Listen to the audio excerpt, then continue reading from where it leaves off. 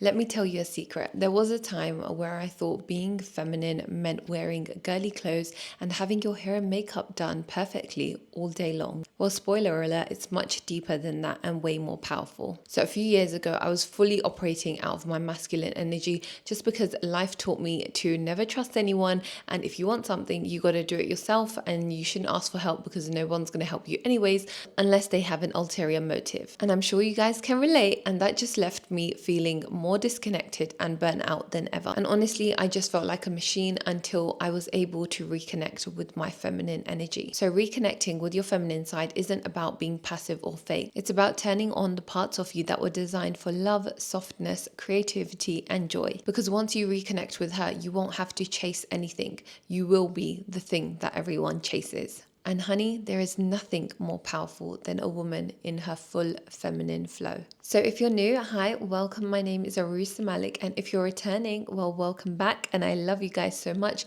And I appreciate all of your time. And on this channel, you're going to laugh, learn, and occasionally feel personally attacked. So if you're ready for a good time, smash that subscribe button. So tip number 1 is dance naked. Yes, I said what I said when I said it. So we're going to do something bold, and that is to dance naked. So we're going to activate our full-on goddess mode. No clothes, no shame, no rules. Why? Because nothing reconnects you more to your feminine energy than owning your body. So put on that song, you know, the one that makes you feel hot like an irresistible baddie, and dance away like no one's watching. Slow, sensual, and intuitive. And this isn't about having the perfect choreography. It's about releasing any stuck energy and also just reawakening that sensual energy inside of you and that sensual rhythm, and reminding yourself that this body is sacred and it's powerful. Because when you stop judging yourself and start feeling yourself, that is when the real magic happens. Number 2 is give from overflow, not from empty. So here's something that's so slept on, that giving is one of the most feminine traits you could have. Because when we give love, we give warmth, we give food, we give a compliment, we give a kind word,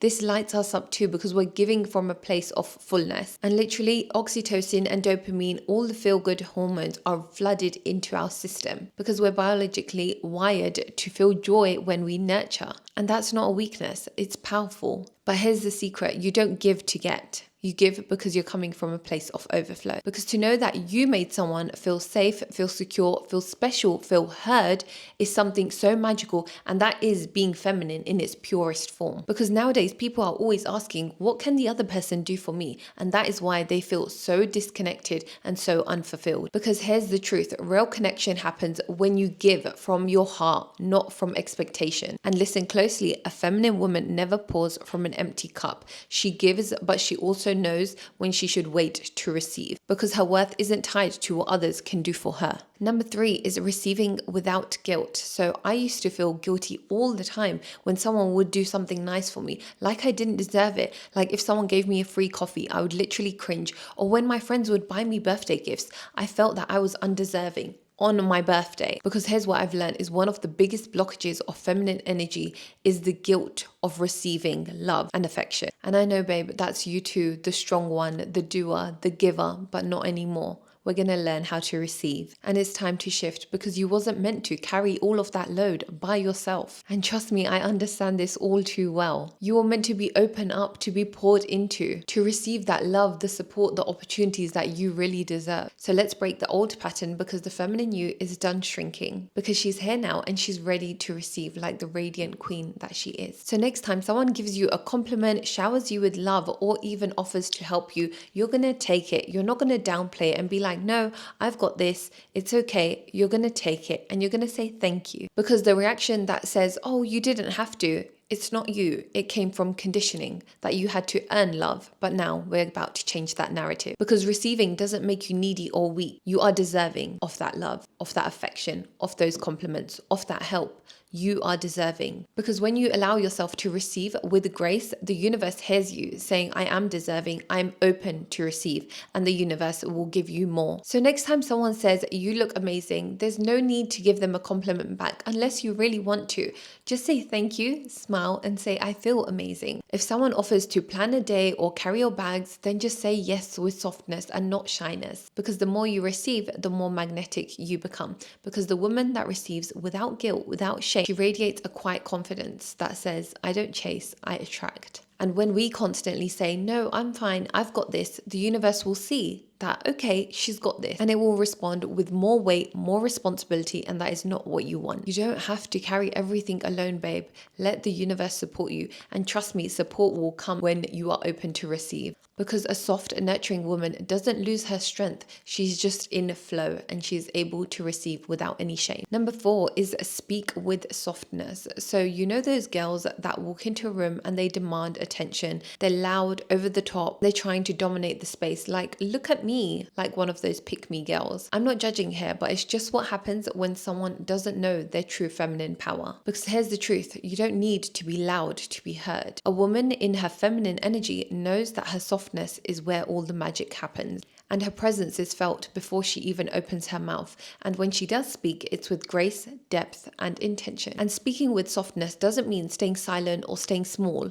It means that you speak with intention. It means that you are choosing your words with care and letting your tone soothe rather than startle. It means asking questions out of curiosity and expressing your truth with love and holding space with your energy, not just volume. Feminine energy doesn't scream for attention. It draws it in effortlessly because you don't have to raise your voice to raise your impact. Number 5 is master emotional regulation. So a feminine woman doesn't let her emotions control her.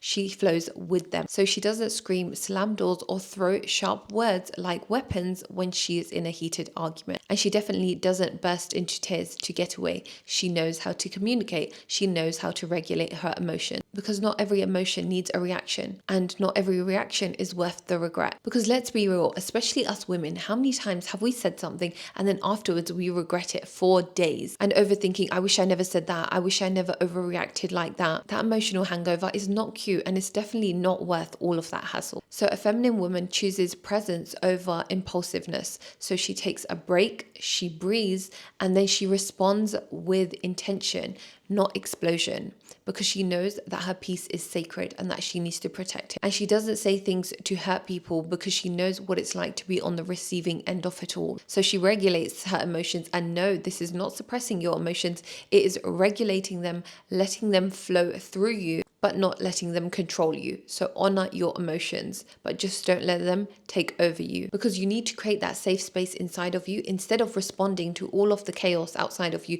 you need a safe place inside of you where you can regulate your emotions, and you know that I can control myself. No matter what is going on, I can control myself and won't let someone influence my behavior. And if something is triggering you, you're going to take a break, take a pause. Even if you need to take a break from the conversation, do that.